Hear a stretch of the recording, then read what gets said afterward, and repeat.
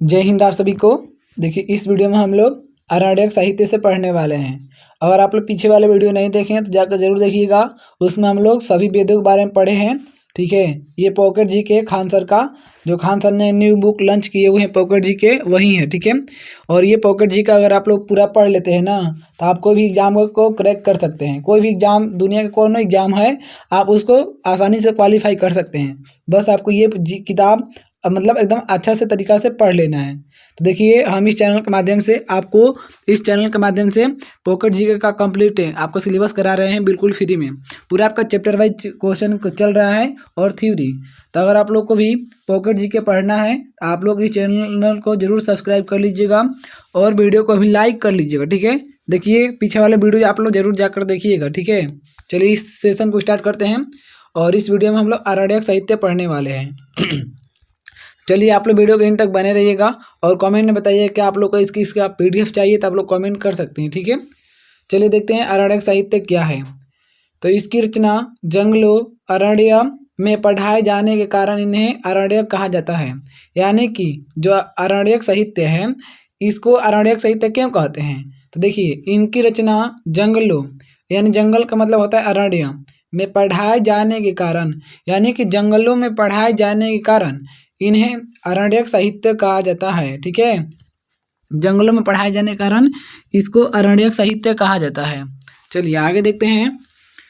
यह ब्रह्मांड ग्रंथ का अंतिम भाग है। यह जो आरण्यक साहित्य है यह ब्रह्मांड ग्रंथ का अंतिम भाग है। तो आरण्यक साहित्य ब्रह्मांड ग्रंथ का अंतिम भाग है। आपका क्वेश्चन आ सकता है कि ब्रह्मांड ग्रंथ का अंतिम भाग क्या है, तो आरण्यक साहित्य जिसमें दार्शनिक एवं रहस्यात्मक ज्ञान के विषयों का वर्णन किया गया है। यानी कि आरण्यक साहित्य में दार्शनिक और रहस्यात्मक ज्ञान के विषयों का वर्णन किया गया है। दार्शनिक और रहस्यात्मक। आरण्यक कुल 7 हैं: ऐतरेय, सांख्यायन, तैत्तिरीय, मैत्रायणी, माध्यन्द, तत्वार और छांदोग्य। ये आपका आरण्यक कुल 7 हैं।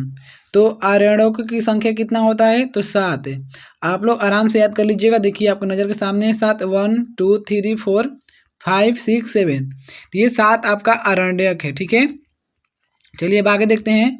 उपनिषद, तो उपनिषद कुल 108 है। उपनिषद की संख्या कितना है, तो 108। याद रखिएगा उपनिषद की कुल संख्या 108 है।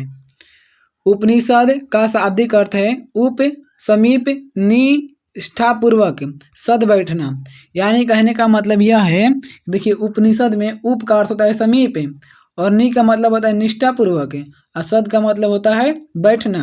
अर्थात दार्शनिक और रहस्यात्मक ज्ञान के लिए गुरु के समीप निष्ठापूर्वक बैठना, इसे वेदांत भी कहा जाता है। देखिए पहले सबसे पहले उपनिषद हम लोग समझते हैं अच्छे से।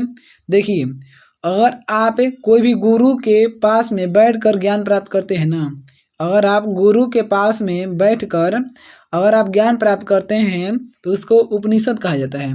यानी कि गुरु के समीप बैठकर ज्ञान प्राप्त करना, गुरु के नज़दीक बैठकर ज्ञान प्राप्त करना उपनिषद कहलाता है। और उपनिषद की संख्या 108 है और उपनिषद को ही वेदांत कहा जाता है। वेदांत, ठीक है, तो उपनिषद को ही वेदांत कहा जाता है क्योंकि यह वेदों का अंतिम भाग है। तो वेद का अंतिम भाग क्या होता है, वेदांत। ठीक है, इसे वेदांत कहा जाता है क्योंकि यह वेदों का अंतिम भाग है। देखिए उपनिषद जो है यह वेद का अंतिम भाग है, इसीलिए इसको वेदांत कहते हैं। उपनिषद को ही वेदांत कहते हैं क्योंकि उपनिषद जो होता है वेद का अंतिम भाग होता है। इसका संबंध दर्शन शास्त्र से है। उपनिषद मुख्यतः ज्ञान मार्ग रचनाएं हैं।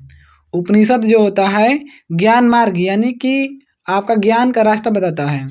उपनिषद अगर आप पढ़ते हैं तो अच्छे मार्ग पर जाएंगे। ज्ञान मार्ग ही होता है उपनिषद। तो उपनिषद मुख्यतः ज्ञान मार्गी रचनाएं हैं।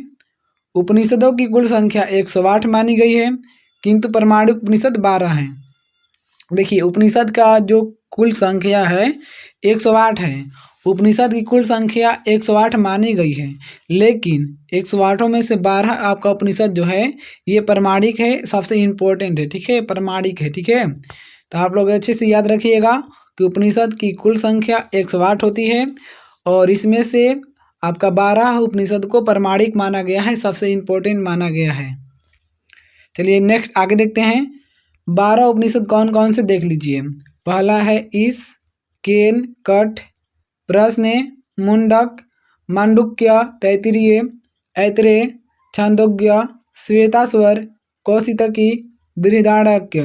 तो ये आपका 12 उपनिषद है। ठीक है, ये आपका 12 वो इम्पोर्टेंट उपनिषद है जिसके बारे में आपको अच्छे तरीक़ा से जानना बहुत ज़रूरी है। तो ये आपका 12 उपनिषद हैं और ये काफ़ी इम्पोर्टेंट है।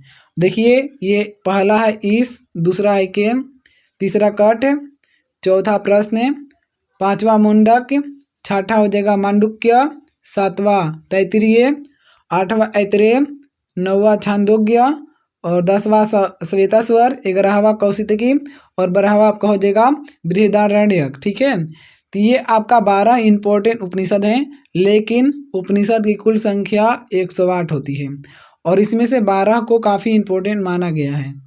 चलिए आगे देखते हैं। शंकराचार्य ने आरंभिक 10 उपनिषदों का भाष्य लिखा है, यानी कि जो शंकराचार्य हैं वो शुरुआती 10 उपनिषद का भाष्य लिखे हैं। शुरुआती 10 उपनिषद का भाष्य लिखा है। कौंठो उपनिषद में यम और नचिकेता का संवाद है। जो कौंठो उपनिषद है, कौंठो उपनिषद में यम और नचिकेता का संवाद है, यानी कौंठो उपनिषद में यम और नचिकेता के बातों को बतलाया गया है, बातों का संवाद उसमें है। ठीक है, छांदोग्य उपनिषद में बौद्ध धर्म का पंचशील सिद्धांत, यानी कि छांदोग्य उपनिषद जो है, जो आपका जो छांदोग्य उपनिषद है उसमें बौद्ध धर्म का पंचशील सिद्धांत के बारे में बताया गया है और श्री कृष्ण का प्राचीनतम उल्लेख भी मिलता है। यानी कि जो आपका छांदोग्य उपनिषद है उसमें बौद्ध धर्म का पंचशील सिद्धांत के साथ साथ श्री कृष्ण का प्राचीनतम उल्लेख भी मिलता है आपका छांदोग्य उपनिषद में। क्वेश्चन आता है कि श्री कृष्ण का प्राचीनतम उल्लेख कौन सा उपनिषद में मिलता है, तो छांदोग्य उपनिषद में। छांदोग्य उपनिषद में श्री कृष्ण का प्राचीनतम उल्लेख मिलता है। चलिए आगे देखते हैं। भारत का राष्ट्रीय आदर्श वाक्य सत्यमेव जयते मुंडको उपनिषद से लिया गया है। जो भारत का राष्ट्रीय आदर्श वाक्य है वो सत्यमेव जयते है और सत्यमेव जयते मुंडको उपनिषद से लिया गया है। सत्यमेव जयते मुंडको उपनिषद से लिया गया है। जवालो उपनिषद में चारों आश्रमों का व्यवस्था का उल्लेख मिलता है। ऐतरेय उपनिषद में बौद्ध धर्म का अष्टांगिक मार्ग का उल्लेख है। देखिए यहाँ पर जवालो उपनिषद है, जवालो उपनिषद में चारों आश्रमों व्यवस्था का उल्लेख मिलता है। तो जवालो उपनिषद में चारों आश्रमों व्यवस्था का उल्लेख मिलता है। ऐतरेय उपनिषद में बौद्ध धर्म का अष्टांगिक मार्ग का उल्लेख मिलता है और बृहदारण्यक उपनिषद में अहम ब्रह्मसि पुनर्जन्म का सिद्धांत एवं याज्ञवल्क्य के गार्गी संवाद का वर्णन भी मिलता है। तो आप लोग समझ में आ रहा है तो आप लोग कमेंट जरूर कीजिएगा। ठीक है, देखिए ये सब आपका काफ़ी इम्पोर्टेंट ये सब किताब है। ठीक है, ये पॉकेट जीके जो है एकदम काफ़ी बेहतरीन और काफ़ी इम्पोर्टेंट बुक है। इसमें वो टॉपिक दिया गया है जो आपका एग्जाम में पूछा जाता है। ठीक है, फालतू का 1% भी इसमें आपका क्वेश्चन नहीं है। ठीक है, तो आप लोग को इस किताब को पढ़ना बहुत ज़रूरी है और आपको इसी चैनल के माध्यम से हम PDF वाइज और आपका चैप्टर वाइज क्वेश्चन करा रहे हैं। आप लोग अच्छे से पढ़ लीजिए और अपना पॉकेट जीके स्ट्रॉन्ग कर लीजिए। ठीक है, चलिए आगे देखते हैं। अगर आप लोग को इसका PDF भी चाहिए तो आप लोग कमेंट कर सकते हैं। वेदांग देखते हैं। वेदांग तो वैदिक साहित्य को समझने हेतु इसकी रचना की गई है। इसकी संख्या 6 है। देखिए वेदांग की रचना क्यों किया गया, क्योंकि वैदिक साहित्य के समझने के लिए, तो वैदिक साहित्य को समझने के लिए वेदांग की रचना किया गया। तो वैदिक साहित्य को समझने के लिए वेदांग का रचना किया गया और वेदांग की कुल संख्या 6 होता है। ठीक है, वेदांग की कुल संख्या कितना होता है? 6। देखिए आपके सामने है शिक्षा, कल्प, व्याकरण, निरुक्त, छंद और ज्योतिषी। ये आपका 6 वेदांग है। शिक्षा, कल्प, व्याकरण, निरुक्त, छंद और ज्योतिषी। ये आपका 6 के 6 व्याकरण यानी कि वेदांग है। ठीक है, वेदांग की संख्या 6 होता है। चलिए अब एक एक करके समझते हैं। शिक्षा, वैदिक स्वरों के शुद्ध उच्चारण हेतु शिक्षा का निर्माण हुआ। यानी कि जो वैदिक स्वर, आपको स्वर जो भी बोलना है तो आपका शुद्ध उच्चारण करने के लिए ही शिक्षा का निर्माण किया गया है। यानी कि वैदिक स्वरों के शुद्ध उच्चारण हेतु शिक्षा का निर्माण किया गया। कोई भी वर्ड को शुद्ध बोलने के लिए, शुद्ध लिखने के लिए हम लोग शिक्षा का आविष्कार किए हैं। 2 नंबर है कल्प। तो ये ऐसे कल्प सूत्र होते हैं जिनमें विधि एवं नियम का उल्लेख है। यानी कल्प में ये ऐसे कल्प सूत्र होते हैं जिनमें विधि एवं नियम का उल्लेख होता है।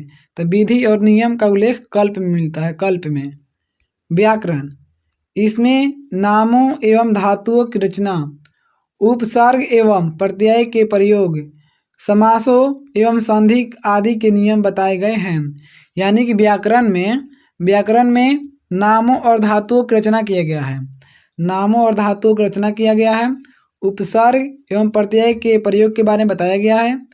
समासों एवं संधि आदि के नियमों का बताया गया है इसमें व्याकरण में। ठीक है, व्याकरण में। चलिए आगे देख लेते हैं। निरुक्त, तो शब्दों की उत्पत्ति का शास्त्र है। यह एक प्रकार का भाषा विज्ञान है। जो निरुक्त है यह शब्दों की उत्पत्ति का शास्त्र है। तो शब्दों की उत्पत्ति का शास्त्र निरुक्त है और यह एक प्रकार का भाषा विज्ञान है।